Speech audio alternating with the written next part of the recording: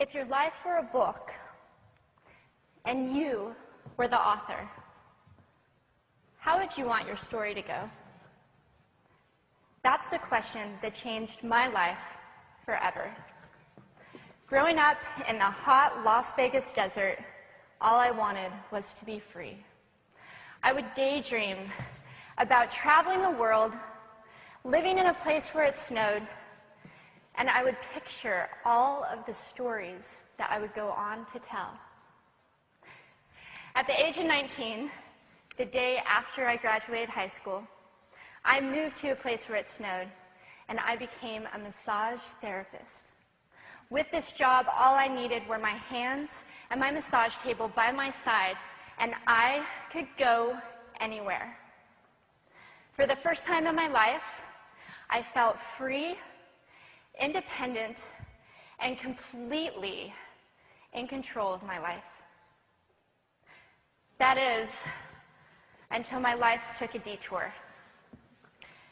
I went home from work early one day with what I thought was the flu, and less than 24 hours later, I was in the hospital on life support with less than a 2% chance of living. It wasn't until days later, as I lay in a coma, that the doctors diagnosed me with bacterial meningitis, a vaccine-preventable blood infection. Over the course of 2.5 months, I lost my spleen, my kidneys, the hearing in my left ear, and both of my legs below the knee. When my parents wheeled me out of the hospital, I felt like I had been pieced back together like a patchwork doll. I thought the worst was over until weeks later when I saw my new legs for the first time.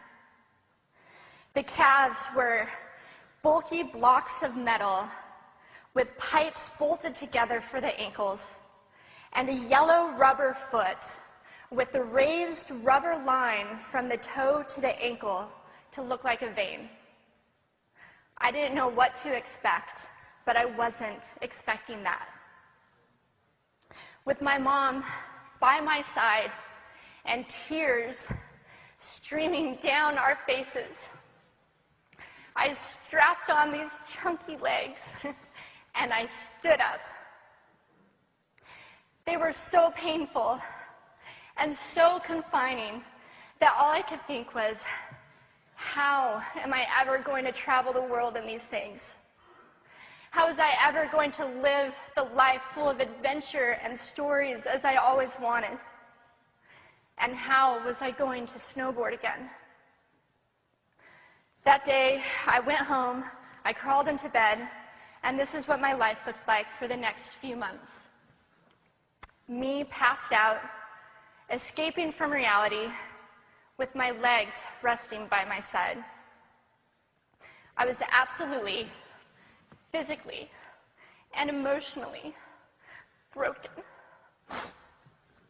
But I knew that in order to move forward, I had to let go of the old Amy and learn to embrace the new Amy.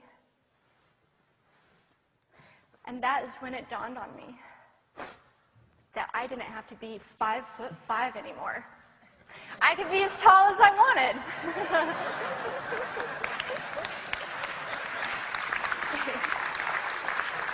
Or as short as I wanted, depending on who I was dating. And if I snowboarded again, my feet aren't going to get cold. And best of all, I thought, I can make my feet the size of all the shoes that are on the sales rack. And I did. So there were benefits here. It was this moment that I asked myself that life-defining question. If my life were a book and I were the author, how would I want this story to go? And I began to daydream. I daydreamed like I did as a little girl. And I imagined myself walking gracefully, helping other people through my journey, and snowboarding again. And I didn't just see myself carving down a mountain of powder, I could actually feel it. I could feel the wind against my face and the beat of my racing heart as if it were happening in that very moment. And that is when a new chapter in my life began. 4 months later, I was back up on a snowboard, although things didn't go quite as expected. My knees and my ankles wouldn't bend, and at one point, I traumatized all the skiers on the chairlift when I fell, and my legs, still attached to my snowboard, went flying down the mountain. And I was on top of the mountain still. I was so shocked. I was just as shocked as everybody else, and I was so discouraged, but I knew that if I could find the right pair of feet, that I would be able to do this again.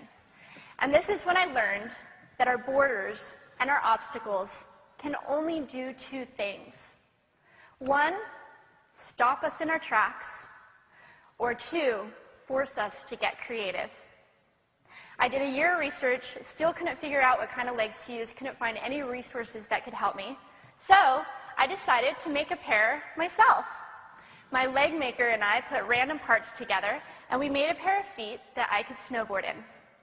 As you can see, rusted bolts, rubber, wood, and neon pink duct tape. And yes, I can change my toenail polish. It was these legs and the best 21st birthday gift I could ever receive, a new kidney from my dad, that allowed me to follow my dreams again. I started snowboarding, then I went back to work, then I went back to school, then in 2005 I co-founded a nonprofit organization for youth and young adults with physical disabilities so they could get involved with action sports. From there, I had the opportunity to go to South Africa, where I helped to put shoes on thousands of children's feet so they could attend school. And just this past February, I won 2 back-to-back World Cup gold medals.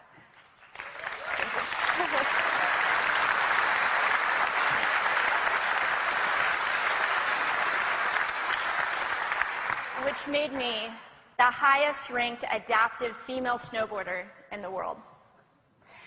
11 years ago, when I lost my legs, I had no idea what to expect.